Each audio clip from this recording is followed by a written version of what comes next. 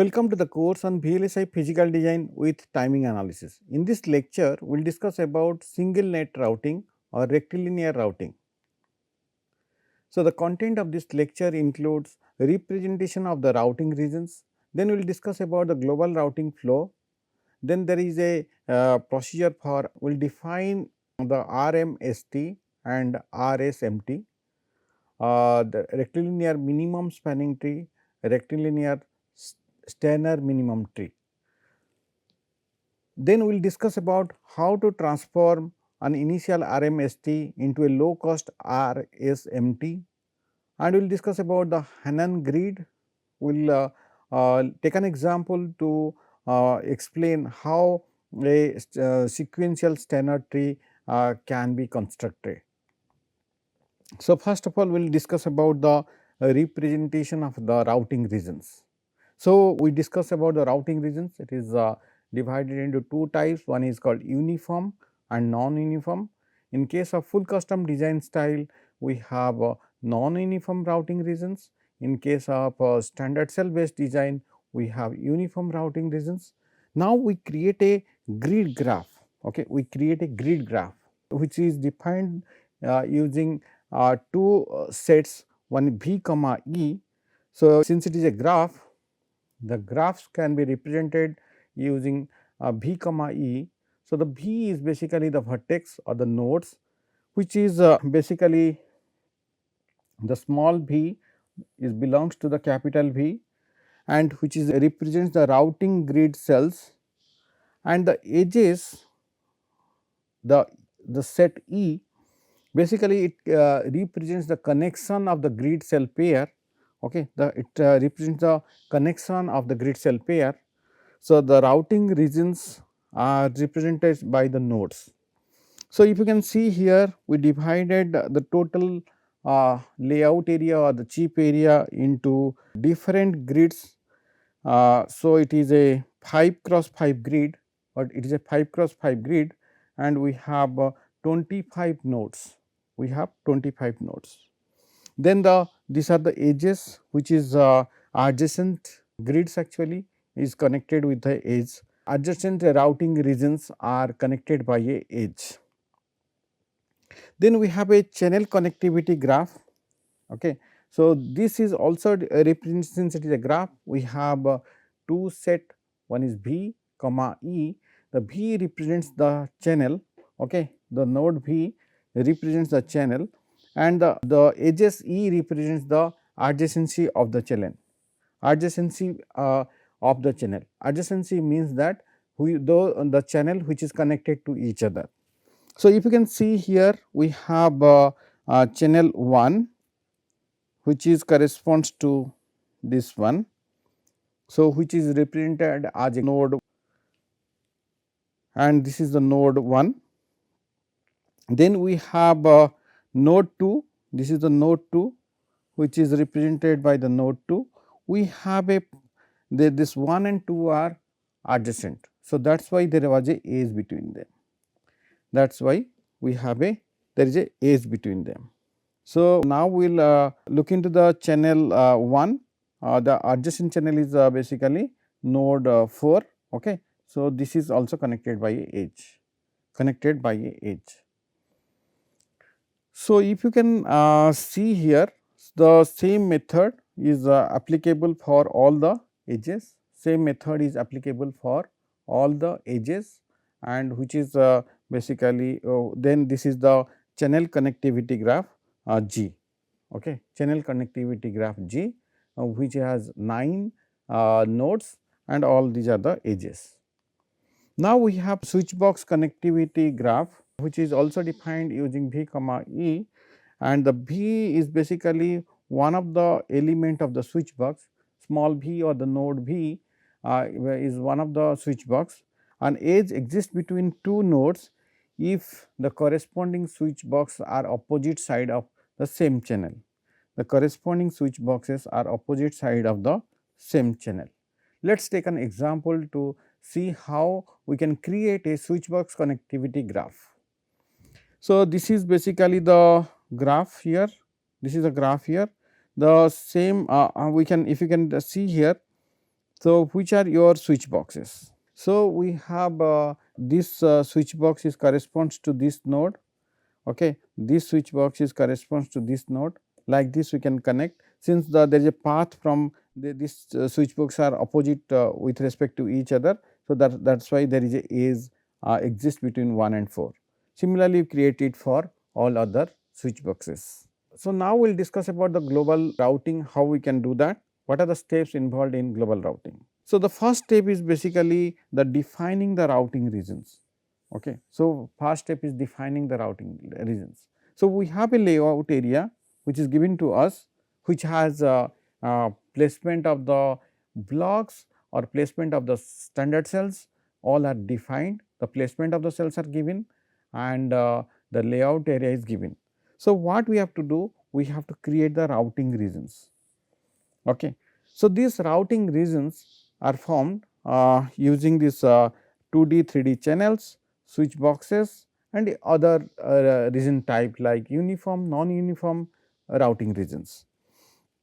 Then the regions and their capacity, we need to define the graphs basically, and their capacity and connections are represented by a graph. So, these regions are represented using some graph, and their channel capacity will also be encoded as a parameter in the nodes of the graph. Then what we have the step 2 is basically mapping the nets to the routing regions. So, we have another input to our routing algorithm is basically the net lists, how the signal can be routed. So, in this step 2, what we are doing is that each net of the design, okay, so the each net of the design is tentatively assigned one or the several routing regions. It can have all possible routing regions that can be assigned, so as to connect to all the pins, all of its pins. So, if you have a net, then we can see what are the other all possibility that is there to connect to all of its pins. Then what we have to do is that the routing capacity, timing and congestion, all these information. So, the routing capacity and the timing and congestion, all these needs to be provided for that path for that net. Okay. So, if these things will also be provided, so that will determine whether that path can be assigned to that net or not. So, whenever we are mapping the nets to a routing regions, we will look into the capacity of the routing regions and the congestion in that routing regions. If capacity is available and there is no congestion, then that net will be assigned to that routing region. Then the step 3 is basically assigning the cross points. In this phase, what it was done is that routes are assigned to fixed locations. So, here we are assigning to the fixed locations, here we are assigning to the fixed locations or cross points along the edges of the routing regions. So, here the routes are assigned to the fixed locations and or cross points such that we can do the routing. This approach can be scalable for the global and detailed routing. This approach can be scalable for the global and detailed routing. Since the routing regions are such that the routing regions can be handled independently in case of detailed routing. So, it enables scaling with respect to the global and detailed routing, since the routing regions can be handled independently in case of detailed routing. So, now we will go into the rectilinear spanning tree. So, the spanning tree, rectilinear spanning tree is connects all the terminals basically. So, it will connect all the terminals using only pin to pin connection that are composed of vertical and horizontal segment. So, we have to create a rectilinear spanning tree which connects the pin using two things. One is the vertical segment and the second one is the horizontal segment. We have vertical segment and the horizontal segment, those are used to create the rectilinear spanning tree. The pin to pin connections can meet only at a pin, only at a pin. So, now after we create the rectilinear spanning tree, if the length of the total length of the segment used for creating the spanning tree is minimum, then that tree is called a rectilinear minimum spanning tree. So, what is the steps here? The first we will assign the net using vertical and horizontal segment, then we will check that whether that total length of the segment is minimum, then that is called your rectilinear minimum spanning tree or RMST. Then we have another concept called rectilinear Steiner tree, which connects. Okay. So, the rectilinear Steiner tree connects p pin locations. Okay. So, it connects the p pin location and possible some additional locations called Steiner points. We will see this Steiner point in the future example. The RST is a rectilinear Steiner minimum tree. If the total length of the net segment used to create the p pin net is minimum. Okay. So, so there are multiple RSTs are possible, but one of them will be RSMT. So, which one is the RSMT? Where the total length of the vertical and the horizontal segments for all the p pins is minimum, that one is called your RSMT or rectilinear Steiner minimum tree. Some of the facts related to the RSMT, which is called the rectilinear Steiner minimum tree, rectilinear Steiner minimum tree is given in this slide.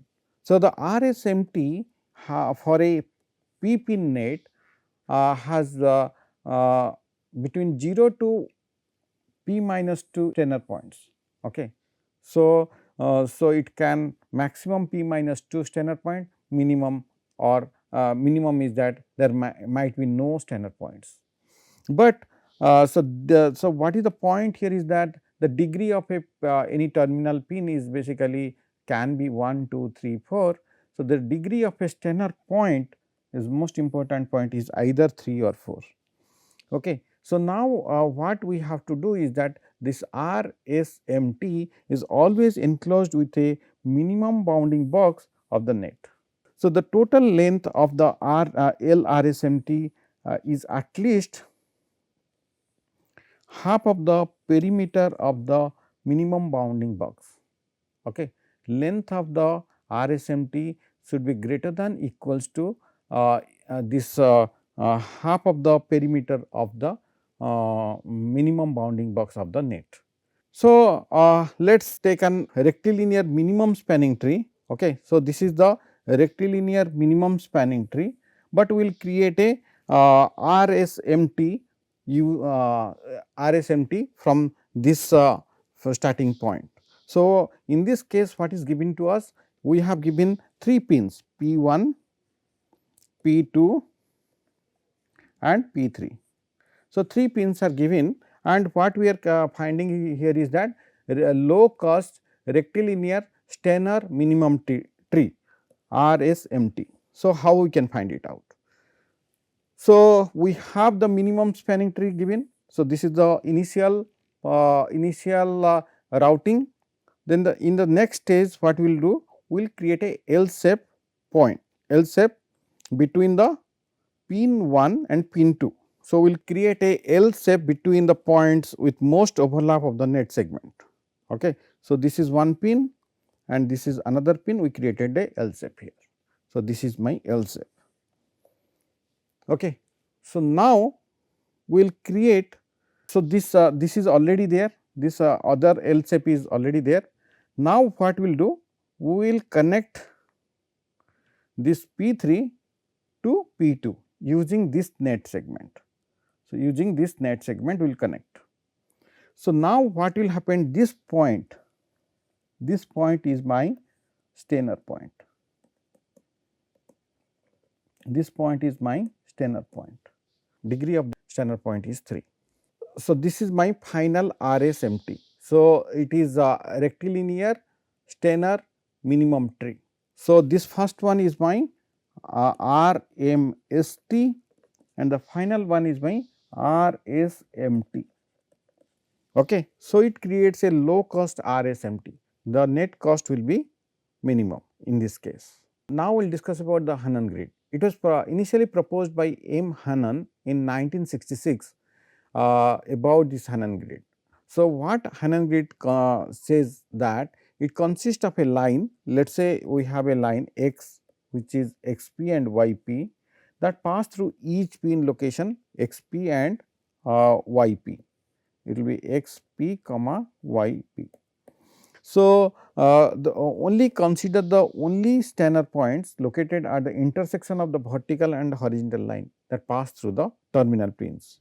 So, if you can see here we have terminal pins are there, these are the pins, okay, that need to be connected. Okay. So, we what we do, we are finding the intersection lines. Okay. So, these are the intersection line which is basically this dotted lines are the intersection lines. This line, these lines, all these lines are intersections lines. Okay. So, these intersection lines are basically connected. Whenever you connect them, you will find some points. What are those points? These points. So, all these dotted lines are basically intersection lines. So, these points are called your Hanan points. So, this points is called the Hanan points. So, now what we have to do is that, so in order to connect those pins, we have to connect the lines, intersection lines. So, we connect this intersection line between this pin P1, let us say this is P1 and this is P2, this is P3 and this is P4. So, we will connect this line first, then we will drop a projection to that line. So, these are my Steiner points. These are my Steiner points. If you can see here, the degree of that point is 3, degree of that point Steiner point is 3. So, basically we will only consider the Steiner point that is located in the intersection of the vertical and horizontal line, and that should pass through the terminal pins. So, one thing is that whenever we are considering the Steiner point, it should be intersection of the vertical and horizontal lines, and that should also pass through the pins, Now, we will discuss about the rectilinear routing. So, we have these different steps whatever we discussed. Basically, we are defining the routing regions. So, these are the different routing regions. So, we have these are the grids, actually these are all grids. Okay. So, we represented using the graph, we represent the routing region using basically graphs. Then what we are doing? We are defining the pins. So, the pins are here, these are the pins,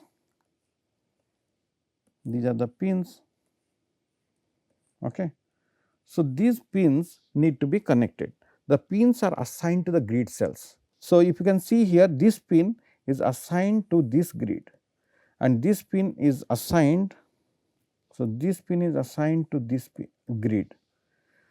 Similarly, you can assign the pin assignment to the grid cells. We are assigning the pins to the grid cells. So, now we will discuss about a sequential Steiner tree heuristic. So, we will discuss about how can you do sequentially Steiner tree using if all the pins are given to me. So, what are my steps here? The first step is basically find the closest pin pair and construct a minimum bounding box. So, we will take the pins which are close to each other and create a minimum bounding box which will touch both the pins, Then find the closest pair PMBB comma PC between any point PMBB on the PMBB and PC from the set of pins to consider. Then we will create a PMBB, the pin in the bounding box, and the pin PC between from a set of pins to be considered, next pin to be considered. Now we will create a MBB, construct the MBB for PMBB and PC. Okay. We have PMBB PC pair. Okay. Now, we will create another minimum bounding box including PMBB and PC, the next pin. Then add a L shape, line on the T, onto the T, deleting the other L shape. Okay. So, we will delete the other L shape. If the PMBB is a pin, then add any L shape of the PMBB to the T. Then we will basically go to the step 2 until the set of pins to consider is empty. So, we will do this process for all the pins. Okay. We will do this process for all the pins. So, now let us take an example. It will be more clear with an example. We have considered 7 pin P1 to P7. So, these are the location of the pins. So, these are the location of all the pins P1 to P7. Now, we will create a heuristic Steiner minimum tree using the sequential Steiner tree heuristics. Okay. So, we will create a minimum Steiner tree using the heuristic whatever we discussed just now. So, we will start with the first pin, the pin 1 and pin 2. So, we will create a bounding box. Okay. So, this is the first bounding box. Then the second pin we will consider is the 3, second pin we will consider is the 3. Then what we will do is that we will create a bounding box. Okay. We will create a bounding box which will connect the PC with the first bounding box. Okay. We will create another bounding box which will connect the first bounding box with the second bounding box.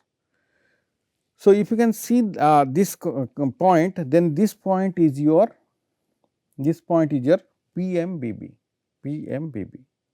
So, this MBB is the minimum bounding box for the minimum bounding box. So, this minimum bounding box, if it is found out, then we can say that this L shape will be deleted.